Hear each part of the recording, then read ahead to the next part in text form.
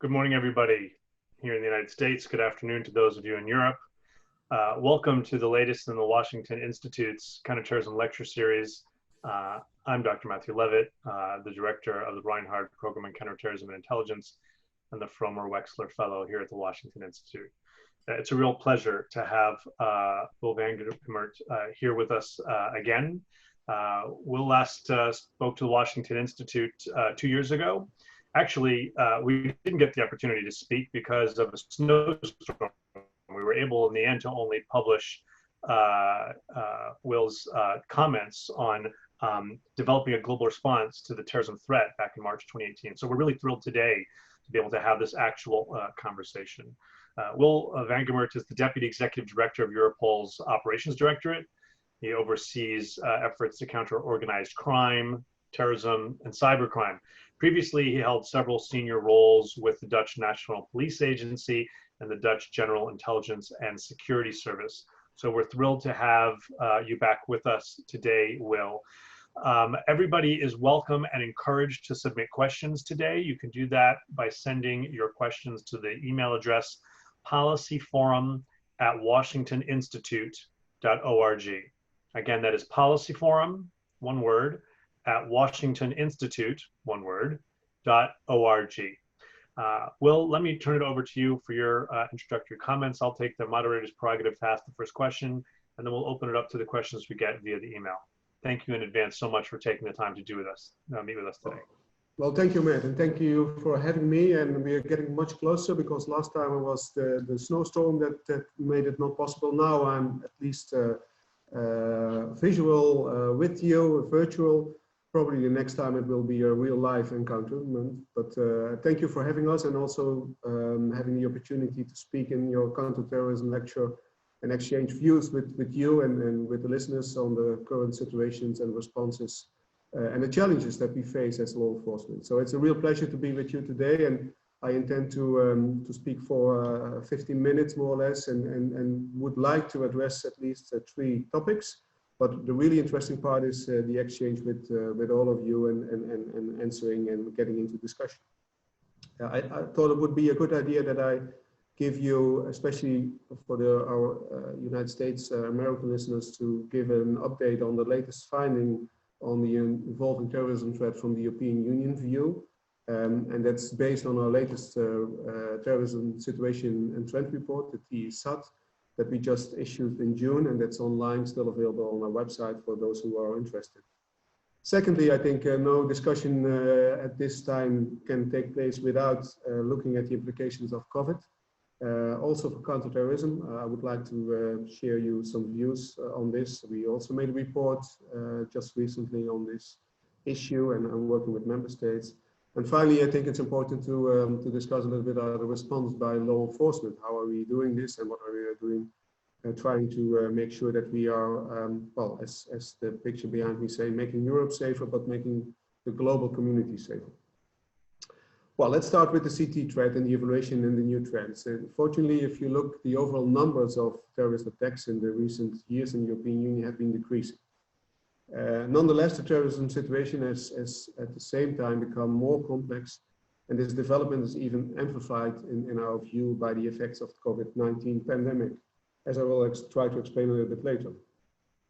The total number of terrorist attacks or plots in the European Union continue to decrease in the recent years, amounting towards 119 in 2019, but compared to 129 in 2018 and more than 205 in 2017, with also roughly half of the 28 EU member states affected.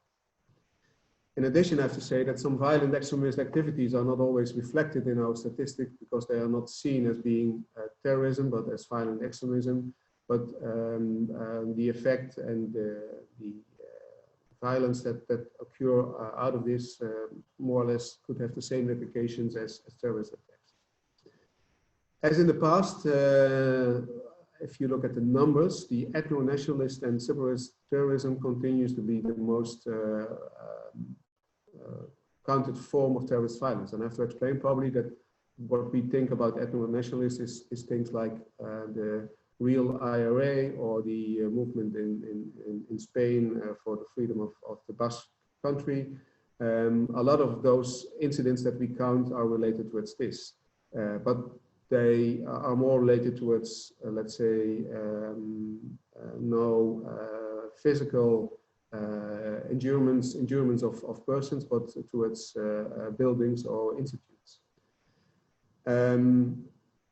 But also there, the ethno-nationalist and separatist terrorist attacks have been decreasing over the recent years in a constant line.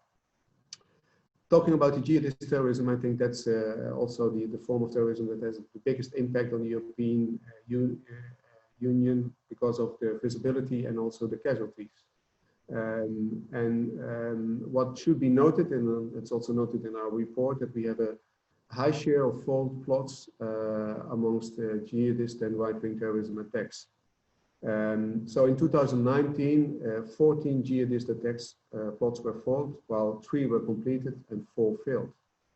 That means in 2/3 of the cases in which jihadist perpetrators planned violent action in the EU, they were prevented of doing so by security authorities. And the interesting question is this because of we are more successful in cooperating with each other, or is there another reason for this issue? Because if you compare it with 2017, the number of completed and failed attacks doubled that of the disrupted plots. So there seemed to be a stronger reaction from law enforcement and society in being able to discover potential violent attacks. From law enforcement, we like to see that this would be part of the constant work of improving our cooperation, but that's still something to be discussed. Also important to notice is that the attacks that took place were mostly carried out by lone actors, showing the difficulty of disrupting attacks planned or carried out by individuals without group affiliation. All the thwarted attacks were part of a group approach. So people, more than one person trying to attack. So it also makes clear that there is a big challenge for law enforcement to really make a difference between those who are just sympathetic with ideas and those individuals that take violent action. In completed attacks, the perpetrator used simple weapons, most of them in 2019, such as knives or firearms. All bomb plots that either failed or were disrupted. That's for the European situation, but the situation in conflict areas outside of Europe continue to influence the terrorism situation in Europe. Hundreds of European citizens, as you know, with links to the so-called Islamic State, remain in Syria and Iraq. And since IS lost its last enclave in Syria, the group transitioned into let's say, a covert insurgent group operating in Syria and Iraq. It's also maintained, in our view, the global network of affiliates. Al-Qaeda, at the same time, again, displays its intent and ambition to strike Western targets. So regional affiliates aim to integrate and coordinate with populations and armed factions in conflict areas. And that also has an impact on the European Union. What I wanted to highlight in this field is also that, and I know that's also of a high interest in the United States, that we observe some striking similarities between the right-wing extremism online scene and the jihadist online action. We have seen over the past years the effect of online calls by IS and Al-Qaeda on their supporters to perpetrate attacks in Europe and other Western countries with no or minimal support from the organization, so more or less on their own. The trend that calls for that attacks in the West are issued increasingly by supporters of these organizations rather than the central leadership that we have seen, let's say, 10 years ago. And the interesting thing and also the frightening thing is that we see a similar phenomenon on the right-wing scene with online communications and communities instigating hatred and calling on their members to take action. And even in the wording, while jihadists praise the perpetrators of lone actors' attacks as martyrs, right-wing attackers are praised as saints. The number of people killed in attacks is sometimes cited as their scores, as if they were playing computer games.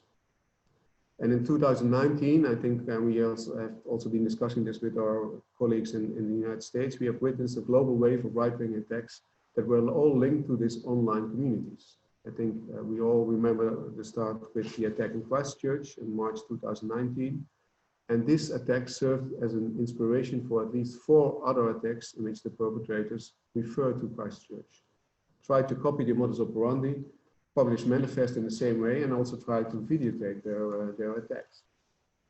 So some similarities in there that could also be part of our discussion later on. Just to summarize on the evolution of the terrorism threat, we have observed, I think, that the terrorism situation is different and different in the way that it has become more complex. In the early 2000s, the main terrorism threats came from more or less clearly defined organizations, acting more or less in a coherent way, but also a coherent ideological basis. At this moment, I think the picture is much more diverse. The attacks and plots that we have seen recently in the jihadist domain are a mix of lone actor attacks, small self-organized groups, but also plots hatched or instigated from abroad. And that brings a difficulty for law enforcement. The jihadist scene in Europe is composed of a range of different types of people. On one extreme we find of the spectrum, we see the individuals driven by ideology, a sort of jihadist intellectuals, you could say. And on the other extreme, there are radicalized people who have an urge to join the armed struggle. They will seek any group that offers an opportunity. And in between those 2 extremes, we find a lot of different entities. So we see radicalized communities living in close vicinity. We see small transnational and transregional networks formed via online contacts. We have networks built on family ties, but also loners exclusively active online. So that's something that has to be recognized. On the organizational part, I think IS and Al-Qaeda remain important brands. However, they can only count on certain sections of the spectrum to follow them without any conditions. So behavior in terrorism field is increasingly dependent on individual dispositions and the dynamics of localized groups and networks. And it could mean that a simple event that normally would be part of your life will be the trigger to act and to come violent. Now, having setting the scene more or less at least from the European field, it's good to talk a few minutes about the impact of COVID for terrorism. And if we do so, we have to do it against this increasingly complex situation and the granular response that is needed from our view. It seems safe to assume that the containment measures also hamper the activity of terrorist networks in having greater difficulties in procurement, in training opportunities, but also in identifying suitable targets. That's the good news. My fears, however, and that we also explained this in our reports, that the developments in terrorism that we have observed over recent years, so what I just tried to explain, will have and will accelerate once we overcome the pandemic. Because at the same time, we know that people are forced to spend more time at home. They are likely to spend increased time online, where they are more likely to be exposed to extremism online.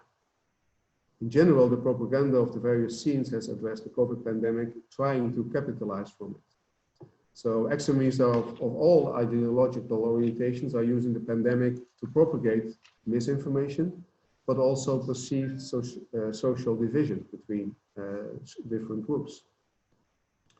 The jihadist terrorists try to portray the pandemic as a punishment from God to weaken Islam enemies and encourage their followers to take advantage of the situation to perpetrate attacks. Right-wing extremists, on the other hand, blame the emergence and the spread of the pandemic on foreigners and on minorities and suggest using the virus to voluntarily infect minorities. We have seen some examples in the European Union about this. Also, the idea that the disease is an invention by the elites to control the population has been promoted among right-wing extremists.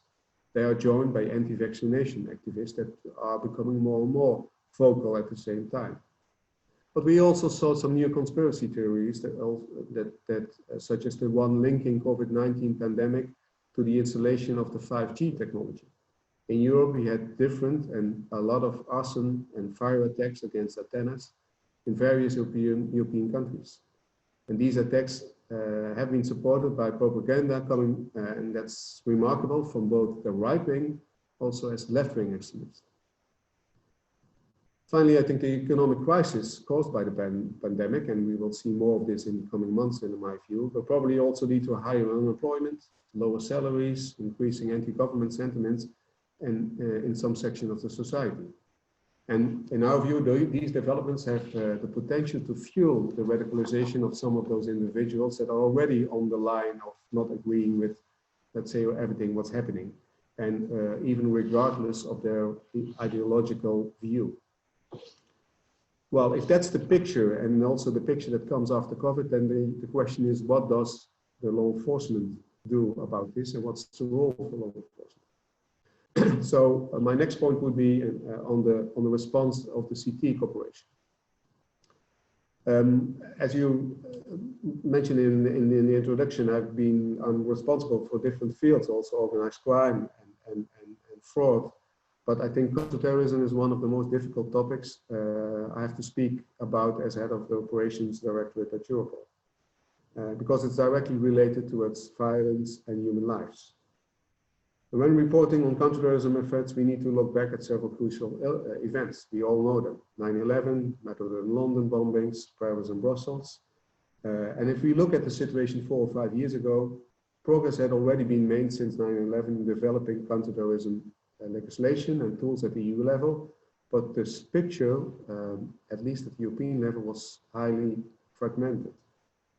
And there I think the role of Europol became more clearly visible and also wanted, because the reinforcement and better use of Europol was part of a long series of debates and policy documents calling for the setting up of the European Counterterrorism Center. And that started in January 2016, building on existing European capabilities and aiming to provide support towards the member states. And the support contains of different elements. So first of all, we are an information hub for CT.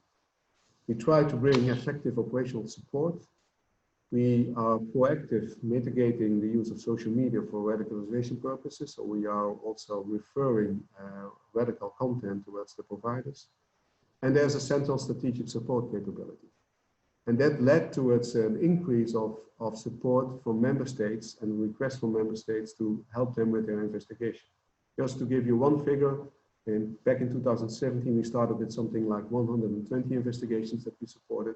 Now we are up to 650 in total that we are trying to support in a different way, from small, just checking identities towards a full support in every phase of the investigation.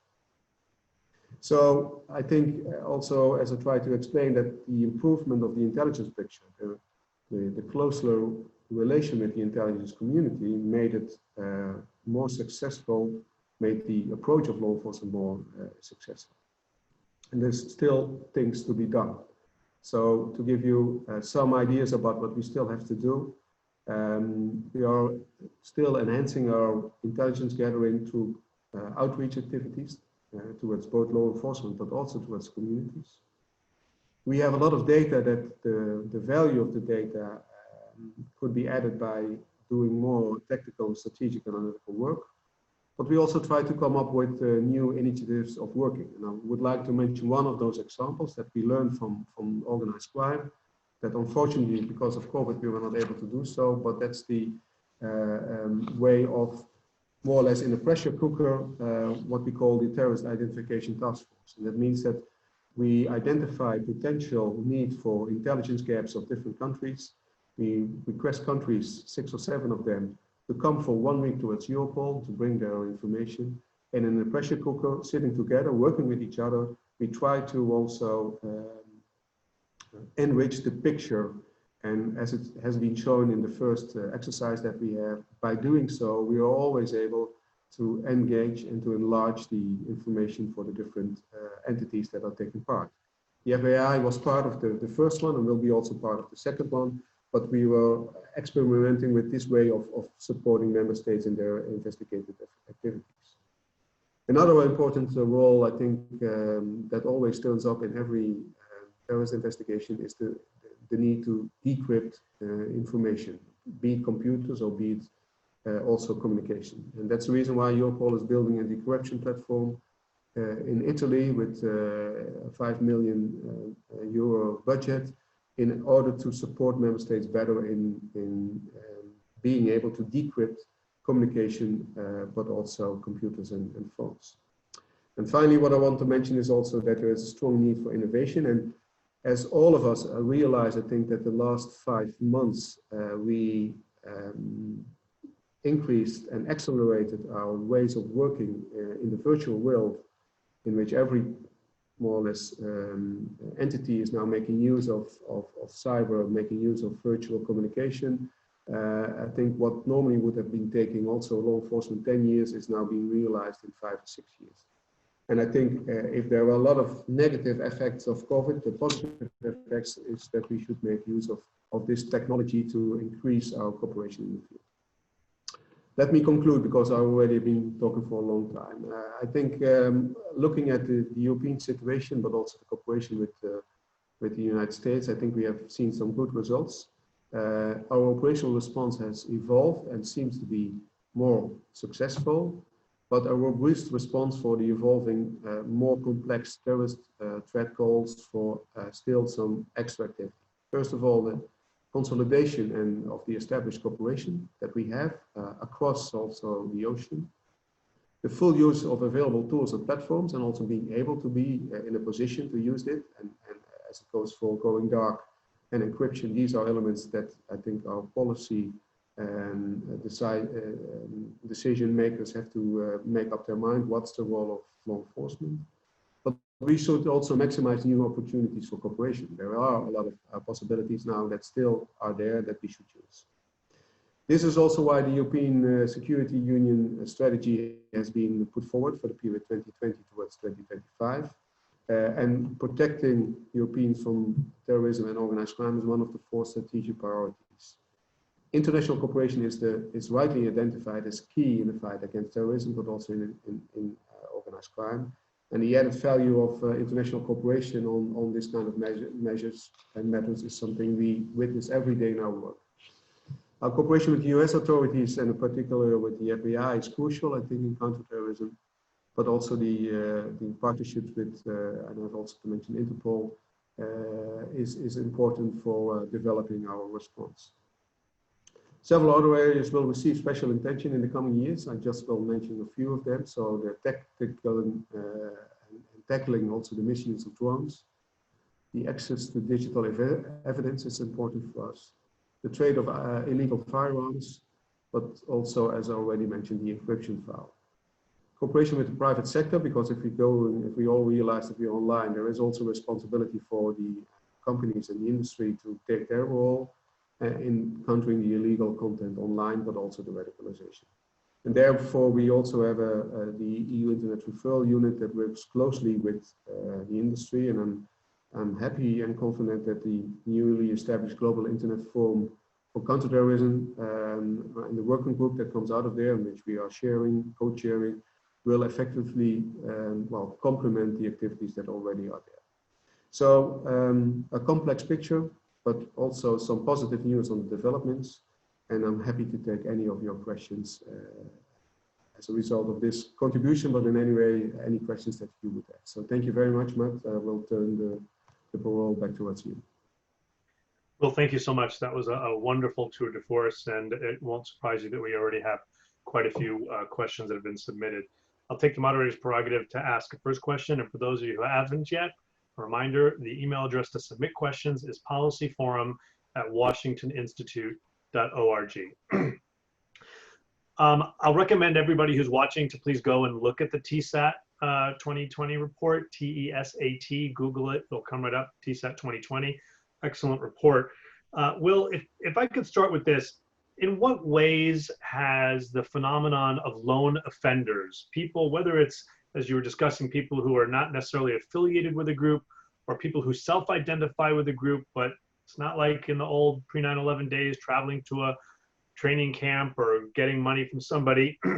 In what ways, whether it's the financing of lone offenders, or as you put it, the simple weapons that they're using, can you talk a little bit about the way European law enforcement and its counterparts in the US and elsewhere are dealing with the phenomenon of someone who won't necessarily set off the traditional tripwires for an investigation? Well, indeed, that's one of the issues that we recognize. If you look at the thwarted attacks, all of them were related towards, let's say, groups of persons trying to commit a violent attack.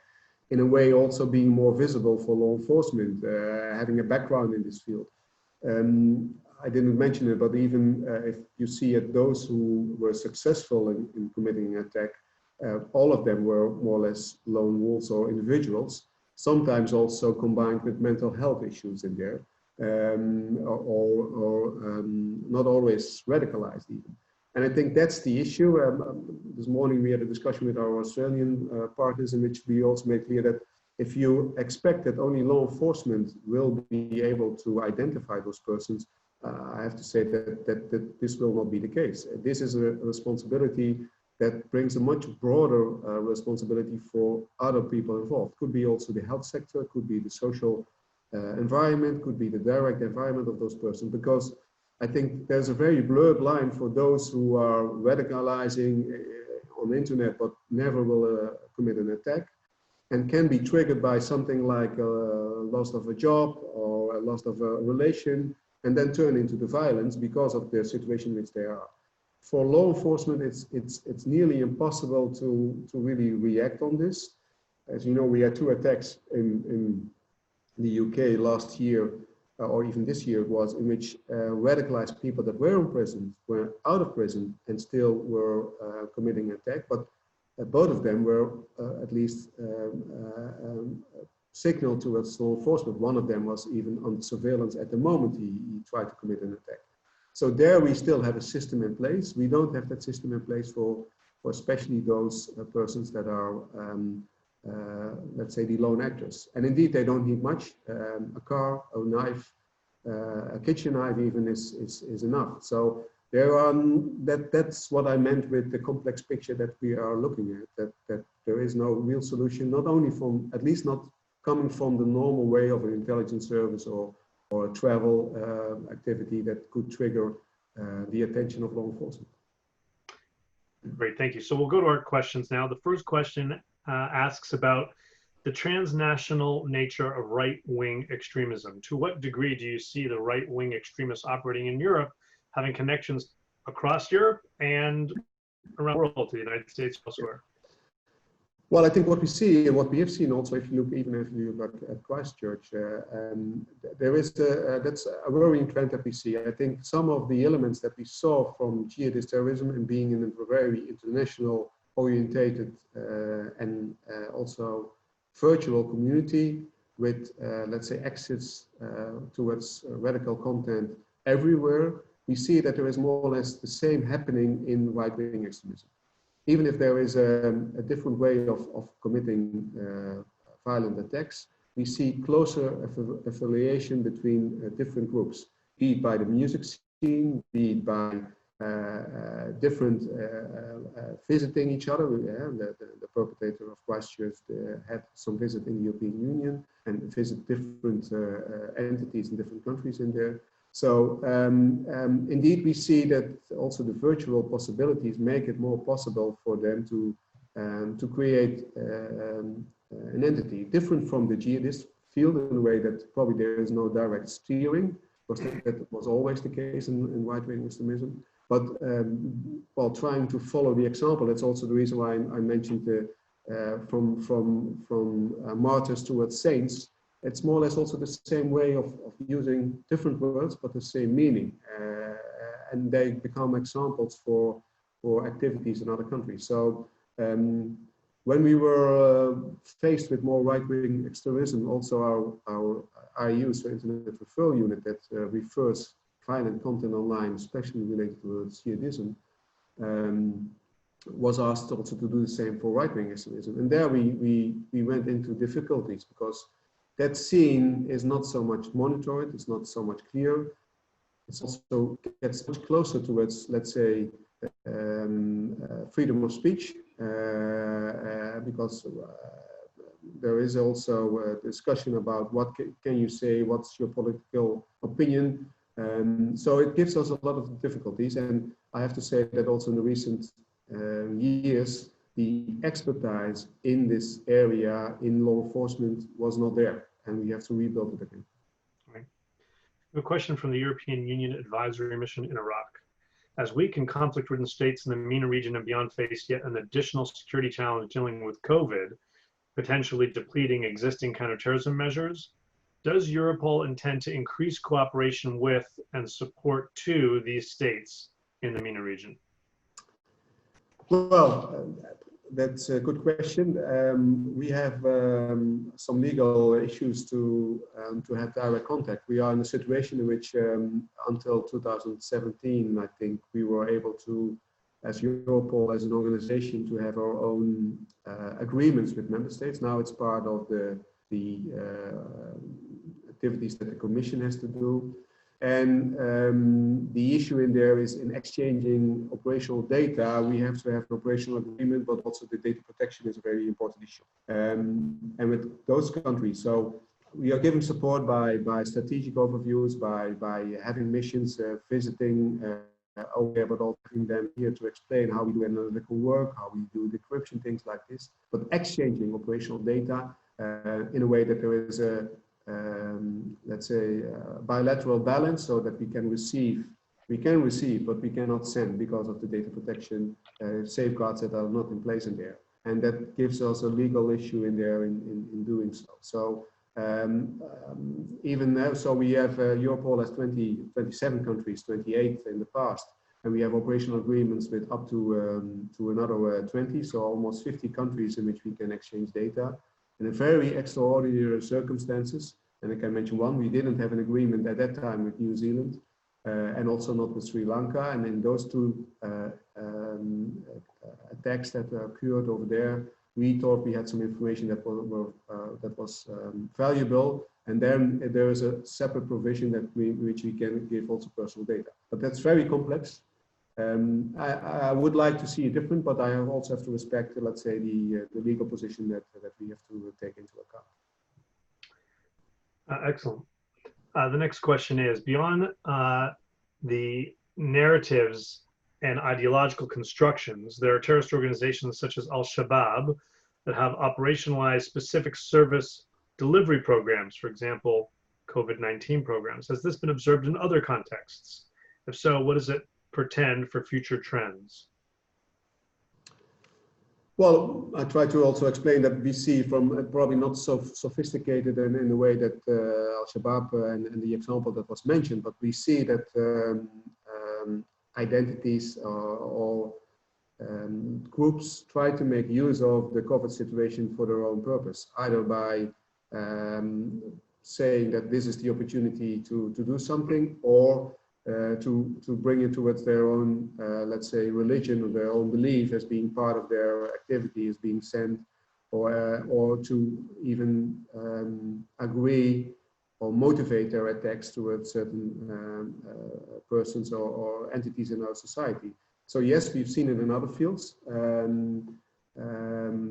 probably not so sophisticated and in that way, but it's one of the things that we mentioned, and just want to make some advertisement also for one of the reports that we specially made for COVID-19. You will also find them on our website, that tries to explain a little bit on how COVID-19 and terrorism could be related, and how this will influence the future picture. Great. Can you comment on the financial implications of COVID? The fact that countries are having to direct more money towards COVID response, which is almost by definition going to come from the existing resources for all kinds of things, including counterterrorism on the one hand, and how on the other hand, COVID is providing opportunities for terrorist groups to actually raise money. So from both ends, the fact that terrorists can raise more money and our money might be constricted, what's the effect been? Well, for sure, the economic result or the economic implication of COVID will have also its implication both on crime and terrorism. In one of the other reports, we mentioned that on organized crime, and we'll start with this. We'll think that a weak economy will mean a strong criminal economy, because it's the opportunity to finance industry, to finance and to buy premises and companies and later use them for their own possibilities.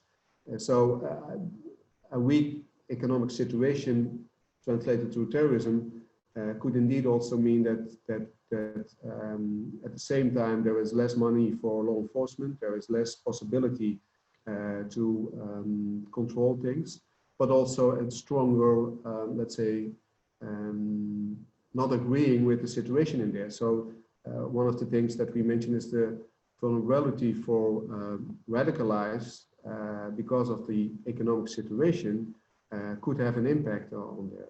So on one hand, the COVID-19 situation in limiting travel, in outreach, in not getting supplies in a proper way, for bigger attacks, I think that's one part. The other part indeed is that it becomes simpler to reach out after the direct pandemic, and the economic situation in countries will for sure play a role. History has shown that when there is a poor economic situation, the conflict and the violence increases. So it will have. But it would be interesting to discuss this. It's also something from an academic point of view that should be studied, in my view. And to follow up on that, from the financial perspective to the recruitment perspective, how successful have extremist groups been in using the pandemic to recruit new members? Are there any groups, jihadist or right-wing or ethno-nationalist, that Europol feels are doing better than others in this regard? Well, it's probably a little bit early to really say because it's still ongoing more or less, but yeah, I think in general also, if you look at the news, the dissatisfaction, the possibility to react on COVID measures, the anti-vaccination groups, well, 6 months ago they were not visible. Now they are existing. They go to the streets, and I think the discussion also in the society, and especially also in the United States, between different groups, between different beliefs, in my view, but that's a personal view, it becomes more and more visible and more successful in the way that there are more and more people involved in this. So I'm a little bit pessimistic on what it also means for our society, even in the Western world, and how we look towards each other. And I think there is a stronger, let's say, polarization between different groups, those who are not recognizing the role and even saying that this is all being organized by, let's say, the elite. And on the other hand, the idea that there should be another society, even with brought with violence. So yes, I think it's more successful. You see it in the right wing. I cannot say it for the jihadistic field, but at least they try to make use of it. And time will show us if it's indeed a real danger. Next question is from Jeff Selden at Voice of America, who asks, to what extent are any terrorist groups operating in or recruiting in Europe getting help from state actors? Well, that's not directly a field in which we are, it's more into the intelligence field to really see this. I think history has shown that there has been influence from states into the, let's say, the original terrorist picture that we had with groups that could be supported in that way. If the picture becomes more diverse and more complex and more, let's say, on the individual basis, I think the possibility for state actors to really, let's say, make use of this becomes more and more difficult. But yeah, it's difficult for me to answer because it's more intelligence related than law enforcement activity in this field. But I could imagine that that you could argue it from both sides. Individuals being responsible for terrorism, not likely to be very supported by terrorists, by state actors. On the other hand, you could also insert something like this. So, but now I'm getting into hypothesis that I should not do this. So it's probably a question I cannot really answer for the moment. Well, we have another question, which I'll package together with this, might make it more tangible. In a couple of weeks, the Bulgarian government has announced they expect to issue a verdict for defendants in absentia regarding the Burgas attack. which they have charged was carried out by members of Lebanese Hezbollah. I'm throwing it in now because it's tied to the last question in the sense of if their state contact. Can you speak a little bit to the support Europol provided in that case? Because I recall Europol even had a press release at the time. I believe it was related to the explosive device. And can you, based on the recent TSAT report, can you comment on the challenges that law enforcement faces in dealing with Hezbollah in Europe by virtue of there being a partial designation? If I recall correctly, the TSAT report said something to the extent that Hezbollah is believed to be involved in blood diamonds and narco trafficking, but that it was difficult to prosecute these because Europol or European law enforcement more generally is required to demonstrate that this funds is specifically for the military wing, and that can be difficult to do. Yes, indeed. Well, indeed, the burgers attack led also to putting the military part of Hezbollah on the list of a terrorist organization. But as you know, that was one part. In the burgers attack, indeed, it was one of the first direct support Europol could deliver at that time with expertise. The expertise was related indeed towards the explosives, but especially also towards the documents that were used by the perpetrators. Some of them were forfeited, so were false documents. And the way of forensic knowledge that was available at Europol was able to identify the place of let's say, making that document in there, and in that way linking also the attackers towards potential Hezbollah background in there. So, and that's actually still one of the important things that we can deliver on niches in the forensic, be it on decryption, be it on documents, be it on our work of EC3 with the cyber part. We can add something towards the law enforcement entities that have their own possibilities, but being in those niches, and I think we try to find those elements in which there is no, let's say, there is a need for extra expertise. So we were supportive in that field. That also led 5 years ago, I'm now 6 years with Europol, towards an agreement with our FBI and the State Department in the US to have set up some conferences related towards the role of Hezbollah and the monitoring of this. So we started with a conference here in Europol, bringing also different member states and third parties together to discuss what they see as their activities. And one of the things that I could mention in this field is that indeed in certain fields, especially also on money laundering, on money laundering related towards organized crime, especially towards the drugs field, bringing services towards those groups seems to be related towards the Hezbollah activities. So I think by organizing those conferences, we were successful in bringing different groups together. There were also a lot of investigations started out of this, the law enforcement coordination group, as it's been mentioned. So we are still active in this field, and we work together with the American authorities, but also with South American authorities, because also there we saw some presence of Hezbollah in the past, and we had one of the conferences organized over there. So yes, it's one of our fields of interest. Great. Yeah, I do think the law enforcement coordination group has been a real area of success. The next question, how do you assess the danger of the dramatically heightened morale and discourse of terrorists due to COVID in light of COVID and other things like the American withdrawal from Iraq and a decrease in vigilance in general due to COVID? Well, I'm not sure if I have a complete view on this. Well, I think you see both elements. One element is that encourage, at least it's been brought forward, is to encourage people and potential radicalized people to act because of the COVID situation, because it's a unique opportunity, and also being more motivated because it's the punishment of God towards the let's say Western society. On the other hand, also it makes more difficult in a way that travel is not possible, but it also could have a direct impact on the persons themselves. So yeah, I think it's difficult to choose which argument you would like to use in this field.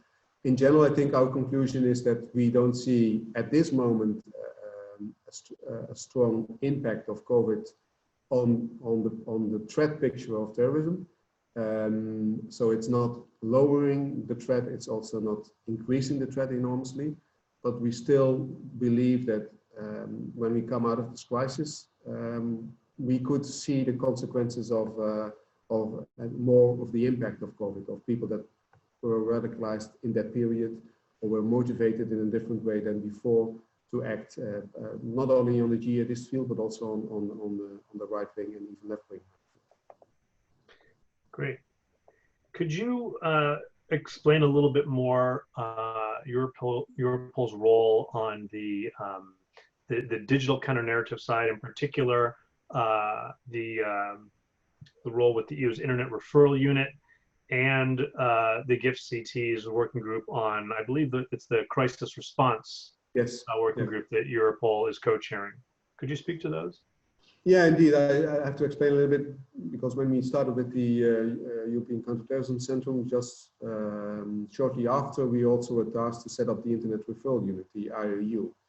And I always have to explain also for my American colleagues that this unit is looking at the internet, at radicalization, at triggers of accounts that have violent content or are publishing or republishing violent content. And what we do at that time is to identify them, to refer them towards the companies. And we have at the moment more than 100 providers that we work with, and refer them towards them for taking them offline because of the fact that they are not in accordance with their own terms of reference. So it's not a judicial action, it's an action to the companies to take up their responsibility. And we started with few and some other countries like the Scotland Yard also was active in this field. We made more than 100,000 referrals, of which 90% was accepted also by those companies. That's one part, but the other part, and I think what it led to is a much more inside view on how internet and social media is being used by especially jihadist groups, but also other groups, and a better understanding, and also an understanding for investigative purposes, because as I see in a daily basis, every perpetrator would have and will have contacts, will have Facebook and other accounts, will have been on the internet. And being able to really identify that social media picture, to give a report towards the member states that are doing the investigation, and to give the total overview of contacts and contacts of the contacts, that's the really enriching thing in there. So it brought some, well, 100,000 removal of content, but that's not that much if you compare to the amount that is available. But it's also made it possible for us, together with member states, to disrupt the AMAC network. That was the social media account from ISIS. That was because of the actions, because of the inside view, the cooperation with the different member states brought back towards now not a real existing, let's say, framework anymore. It led to cooperation with companies like even Telegram that worked with us on the last referral unit. But the biggest issue, I think, is a better understanding how you should use it for investigative activities. Out of this came also the fact that companies realized that they had to do something. So the Global Internet Forum was started by the European Commission, and that led towards a stronger cooperation between all kinds of providers, because we have to realize on one hand you have Facebook, but on the other hand, we have also providers that consist of 3 persons that are running a small provider network. And also to make sure that they are responsible for taking content online, and there has to be something organized. And the working group on crisis response, so on being able to respond even if something like Christchurch is happening, is indeed co-chaired by the European Union together with Microsoft. And Europol is together with the Commission taking part in this. And all of this is to give more possibility for the industry themselves to take up their responsibility, to improve let's say, the knowledge of law enforcement in the social media field, and to come up with new ways together of acting if social media is being used for violent crimes. So how quickly do the providers respond, and do all providers kind of respond the same way? Obviously they have their own terms of reference, but do the telegrams of the world respond as effectively and efficiently as others? Well, you can predict the answer. The answer is no. They are not responding all in. There was a discourse in the European Union if there should be an obligation to respond towards, let's say, a judicial request, and this response time should be 1 hour. So 1 hour after the recognition of violent content by law enforcement, the provider should take it down. That's if you want to do this, and if you take it down in one social media account, it will also be retweeted or whatever put in other fields in other providers. So it doesn't make sense to only look at one of those providers. So the providers themselves have to work with each other and make sure that if it's content in one side, it probably is also and not in accordance with the terms of reference in the other side. So they have to set up a system in which they can learn from each other. But there could be also, and we have been facing this, if something is happening outside of the European Union, like Christchurch, and there is a video, and we all want to take it down as soon as possible, for the European part, I think Europol could take that responsibility, at least to ask to do so. But if something happens in the European Union, there is always a law enforcement reaction towards this, in which the reaction on that movie or that content could be part of an investigation. It could be very important to identify, let's say, supporters or people that are involved in this. So that responsibility Europol cannot take. So that's always, we are responsible for law enforcement to make sure that deconfliction is also in place. So indeed, there is a discussion in the European Union, should it be mandatory by legal obligation, or do we have to find a more cooperative model? Both theories are still on the table, I think, at the moment. Great. To what extent is Europol looking at the impact or potential threat of ISIS families and children, some of whom have been repatriated from Syria and Iraq?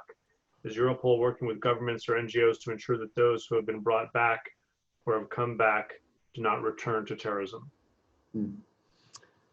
Well, that's especially a political discussion in the European Union, which member states take a different view. And some of them want their citizens to come back, others resist to do so. That's not something for us to respond towards this. I think the only thing what we want to make clear is also we made some reports on the role of women in ISIS. There was also a very, I think, very useful and very interesting report on how these women have been used in the past, but also have been active in the terrorist field, and how the, let's say, the view on their role has changed from UMA towards also an active fighter role. And if you say this, that also would mean that there could be still radicalization, and that they were not only involved into, let's say, supportive activities like medical assistance and things like this.